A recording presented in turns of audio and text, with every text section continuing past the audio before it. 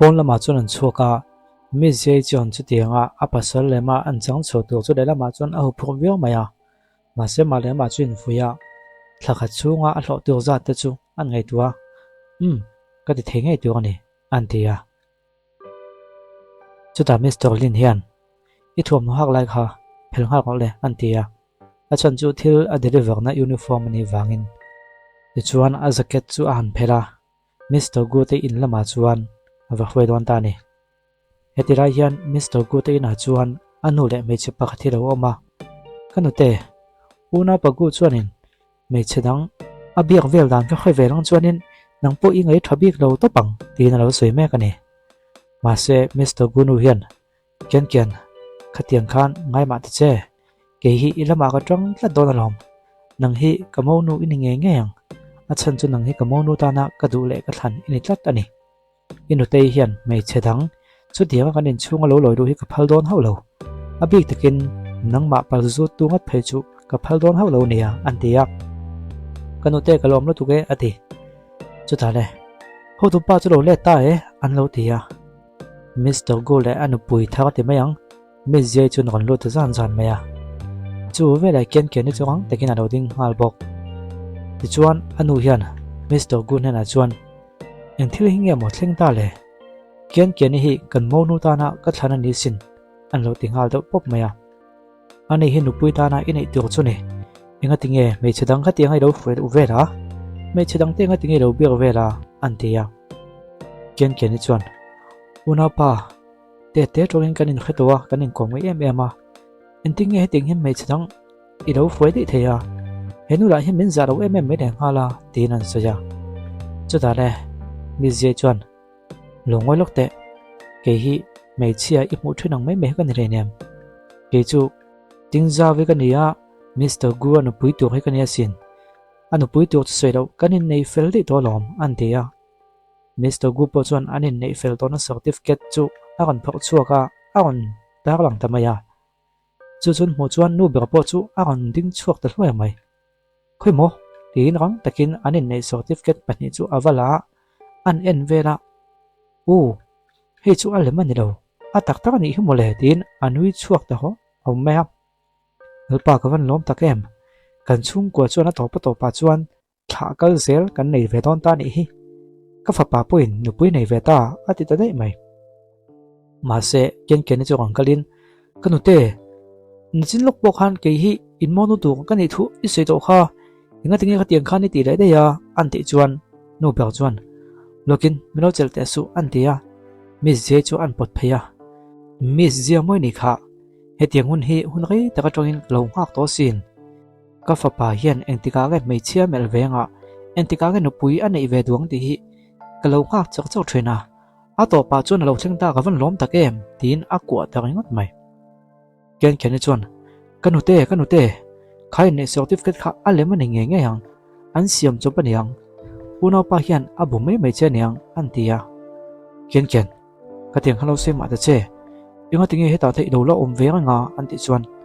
kanu te ne chin lok khan una pa hi anu pui to chu ke ma hi kan ni tin isoisia tin an sia thengel de ro ne chin khan ka soi mai ni kha anu pui ni thei ma sa hi ka pom chu ne mai apoi mo ba su monu tu ka du ve a chu ne mai chuan hei monu tu chu kan nei ta kan monu tu hi chiang zo ka han bel chiana han kom ngai ta po ka du ni tin an soya le lo ko le kan in chung vel hi kan en tir don chenia tin an pui pakhat chuan kong ngal poka miss herama hen lo ko le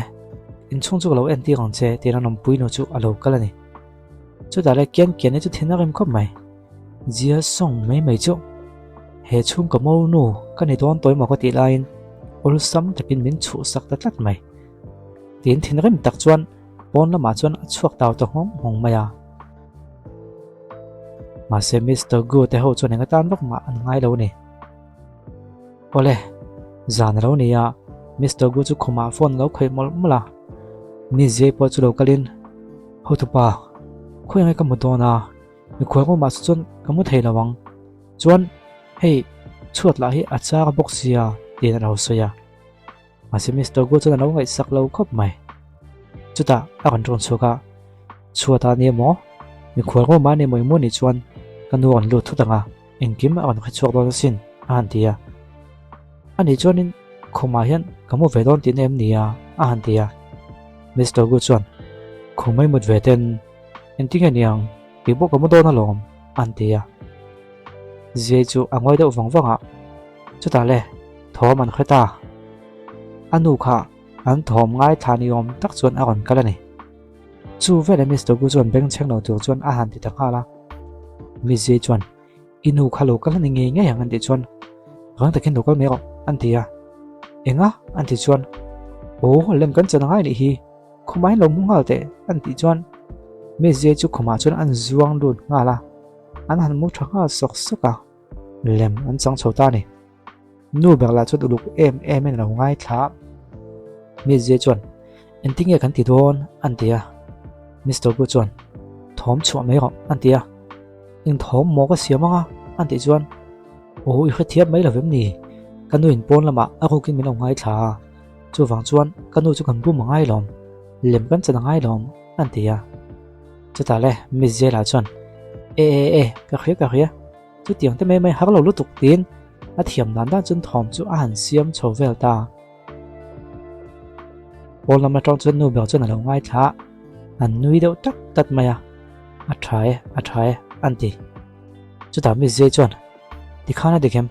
kha ai ring khani duem kan au vel don am niang an ti chuan ai angai lo atok toy an ti don chuwa ma se mi zia chu an au vela o du tak a tha ka ti kha ka du tin an au chuak vel ta ni an thom chu nu bel chuan lo ngai thazela tha hi ti khop maya Mr. Guero angai tha thei do a om chu nuam lo khop mai mi zia na chuan ka ti zel don em a thai ti em an tia Mr. Gu chuan doctor ose an tia mi zia po chu a chol ve ta ni ti chuan thate te chuan a han oma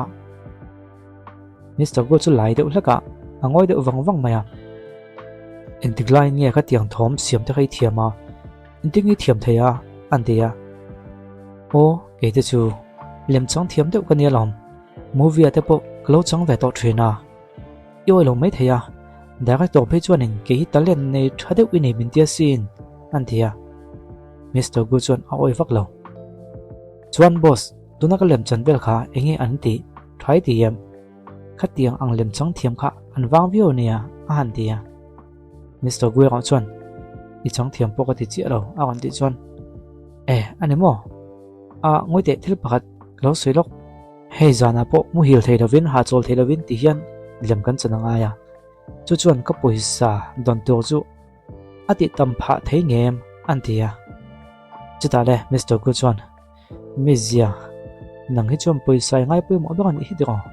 poisa lo thil dang ngai pui mo te nei vem an ti chuan o nei ve te nge poisa mai ni lovin rang ka chak te po ka ngai tu na om ve thina rang ka chak phe chu amana to lu tu kan tia sin min pek thei phe chu na lo mom viawang an tia Mr. Gu chuan ani chuan vom to le imu thei tin amon na chuan siam rama min ron simia song che an ti boka chuta le mi se chuan chu pa mai chu tin amu thave ta ni ole an han mu wanga am pan hi chuan mai mi ching wang maya Mr. Gu chuan mu mangani amu manga chuan a tet laya mai che pakhat nena an tlan chilai vel kha an mang phan leya chuta le chu mai che chu ang kalin i thaim lau me suo chuan tu kan zong don nia tin alo ko beta kanu le ka pha te po an ron thleng ve trap tuang tin lo soi ni atu kholo war chuan mi ze chuan Mr. Gu chu alo ko bet te tlat tua Mr. Gu chu a ron har chuak de lol mai chuta le tho han tuma ma se mi ze chuan a ko bet tlat ani di chu an khathiama zia song tin han awa ma se mi ze chuan a ko nget so mai sia chuta le khoi mo min thla te tin tho han tuma ma se mi ze chuan ka poisa min tlan san su tin on tong vaya Mr. Gu ngai dan chu ni lo kop mai zia song tin ring tak mai chuan han ko lia chuta le mi ze po chu a kon meng chuak ta hol mai kan ho tu pa kan boss pa ka ku ang maya kala khan zui le nga la tin a tho chuak a au chuak to vak mai Mr. Gu chuan enge ni han ti chuan hotupa kati palutuk katum lok sa ni mi lo ni o a han tia Mr. Gu chuan thin rem takin I hlowa kan kat nga lang an tia enga ti mo an ti chuan kan kon treka kan zia vek to kha mi pat mai chet na nam hoya khatianga intia kha kan ram siam nai na phal lo kha an ti chuan hotupa moite heti ang khum nuam lu tuka kala mungai lo wa kalo mu tui lu tuka chu wang lom ka khriat lok sa ni lo wa a khongai takin min khathiam go kha chu ko tum lok sa po ni lo an tia chu lo wa ke ma zo ki alem chang na sa zo kan ni nga la min khathiam vet che an ti chuan Mr. Gu chuan enga khatiang khan ke hi adik lo zo ka ngai min pu do na mo a han tia chuta mi je chuan anin ta ka chuan ka thei to pu chu ve lom an tia Mr. Gu chuan chan le han tum chuan alok kein bolangai ka ven bol hal tiang tin a thong hal ta dei maya Mr. Gu ngai dan chu ani lem lo khop mai ole mi je po chu imbol to chuan bathroom lama chuan lo ta chuan a vein bual faya a imbol zo chu bathroom atang chuan a on chuaka Mr. Gu po chu lo tho to wa a thuam hnon an smart takin a lo om to wa mi je chuan chuata chuan tit local a hmutatlat mai a hlau lu tuk chu a out thot maya chuta Mr. Gu chuan enge ni ya tin man mo tak mai chuan a on tlan pheidona ma se chuata nal deu wang chuan a on tol thlu pheya mi je chu a on bo thlu deu thuai maya a mui chu a fop chat mai de nga la chuta le an hanin mel chianga an pani chuan ring tak mai chuan an au ve ta ni mi je phei chuan maya chuan nam son deu cho nge ni ole nakina chuan anin thlak fel le tuwa yo ma chuan an pani chuan an tuduna mi je chu lung oi lo khop mai nula thiang hlim kala nia ka taksa hi tu man khoi pon lo khoi ngai lo nang chuan engkim I hmuta vek keim bual zo ka tiang khan ka thuam hno jong jong I on hlip ngal boka I thil ti dan hi fer lo ni a han tia Mr. Gu chu a mit vel chu lo duk chu mai Miss J hian ku thalo thlak ani nge yang Mr. Gu chuan I chan zo khangai tu ma ta che ka chan hi ngai tu ve ta che tin kut a thlak khep chu alung oi lo thu alo soi ve ni mi je la chu an nui do tut ta moi te ni lo he thianga kanin ka bu wa ki a chiat ve chuan ka poisa tu he min pe du lo mai ang ti hlom lat chu wang chuan ke ma hian ma ka lak al ve ta ngai ni han tia chu ta Mr. Gun hela chuan jina ka soi kha fiam thulo ni o ai zong kala nei ngai lawa chu lawa ka mi perform ma sak bek in ka ring ta an ti chuan Mr. Gu chuan ke po ka ni ve tholom a kon tia mi je chuan ngoite nang nen chuan kain ang lo lutuk kain tuam na I hon pot thlaveka ka taksa jong jong mu veka engkim mu veka lo ma le a han tia Mr. Gu chuan han soi vak ngai na khalo I thil ti dan ha thalo top mai chu wang chuan khatianga ka taksa jong jong I hon mu vek man kha poisa min pek belangai zang dom na min pe nge nge tu ani an tia Mr. Gu ngai dan chu ani lo khop mai zang dom na chiang za chiang ei duwa an ti chuan mi je chuan a kut chuan bial a han siama ma se Mr. Gu chuan a ro de te chuan he nu mai chu makta duai thum min dira ni mo a thil ti dan mai chu tin ka thi kon tho chuaka kha he lo I du za lang che a kon tia ma se mi je chuan angoi te ka du le lo mai nakina ati dan tang ka ngai to zok tiang chuan poisa chu ka ngai na ka du ngai mai ma se he tianga diklo taka mi poisa in chu sakhi ka du dan ani che lawa chu wang chuan kut ka lo thak ve anual box si chia kanin rul tok ni phote se I poisa chu kala lo mai nge tin pon lama chuan a chuak zok ta te mai ni Mr. Gu chuan chu nu mai chu min fiam kual ve lem mani le tin angai to na chu boi ve nak khop mai ole office tampang alo langa office lama chuan anaw Mr. Lin chuan somna kat an ron thon thu an khida chumi hmuna chuan akal nge nge ngai thu te pho alo khida ni ma se Mr. Gu chuan kalatum lo thu chu an soya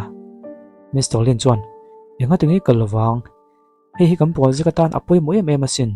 kang company tan apoi mo box sia ekal don lo ti chu ichianga mo a han tia ka kal nge ngai ni si chuan mi je khalo philla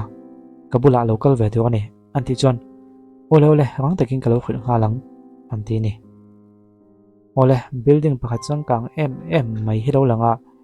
helai mun hi am protein na mun tur le an sum don na muna in ram siam na an ne na mun tur party ho pui tak mai an ne na mun tur chu lo ni ya mi poi mo tak tak mai le mi lang sak tak tak mai an lo oma ti chuan helai muna hian sum don na tho ho na chung chang an soi ho don ani ti chuan henglai mi te hian Mr. Gu te lo thlen hun chu lo ngak thap maya an host pakhat chuan Mr. Gu te nu pa chun lo thleng ta ilo lo mangule a han te ya Mr. Gu le Miss J chu kong kha chuan an lo lu ta tham maya midang ho chun uluk de men an lo ena an lo mudu khop mai kian ni po kha alo om ve ya kian in Mr. Gu te nu pa an mo chuan alom vak lem lo midang ho chuan so chu anu pui ni ngeng mo amel a thaphian maya thingtlang lam nula mol tak mai an ti mo ka ti ma se amel chu a thajek so mo le an han tia ma se ti ra hen kian ni chuan amel thain ti mo amol zia chu kalan ti don alom ka ti mol pho tu ni ke ma zok hi anu pui tu kan yang sia phu ba chu kalang ngei don ani tin alo in ngai tu ve me ka ni ti chuan le in chung an lo lu zera mi je chuan hoi vela e tu tam hle mai tin atlan phei ngala dokana e tu su han e ngal de bok maya o he tiang hin e tu tam don ti khwela ka thuam no de ka tai tokin lo hak lo tu ania chuan cho te khlo e to lo tu ania ampuni se atui tu hi kan e wat tiang tin e ngal bok maya hetilai he Mr. Gu chu an tho pui tu company nei tu te avabia kanin mulona ri ta hle maya voin chu tho ho na limom takin kan soi ho thei ka be se tin mel khret ti na te va nei vela ni hetilai hian kian ni chuan Miss J thil e bok lai chu uluk deuh chuan alo en rang maya Mr. Gu po chu sum don na chung chang vel an lo soi dun vel me ka ti chuan Mr. Lin chuan nung lama tangin kapu company lampang house na chung chang oma ichin velangai don ania tin aron soi deuh sa maya Mr. Gu chuan kalokal nga le tin apia dewa chuan an kal hrang ta ne ti chuan le Miss J la chu e tu in tu te chu la in mol maya chutia Mr. Gu le Mr. Lina pon lama an chhuata ka chuan kian ni chuan ram chang lo la ve ta ka pasal tur min chu sak boka ti chuan kan ti mol pho ve nge tin a in tu ka chuan dam doi chu an tel ngal phota Miss J lama chuan avakal pheita zan mai ola chun zom chu episode of lengan kon tianga alo chu lo chang la kan kon ti chuang le va donia tuna tan chun khami chin ha kan do tok le photang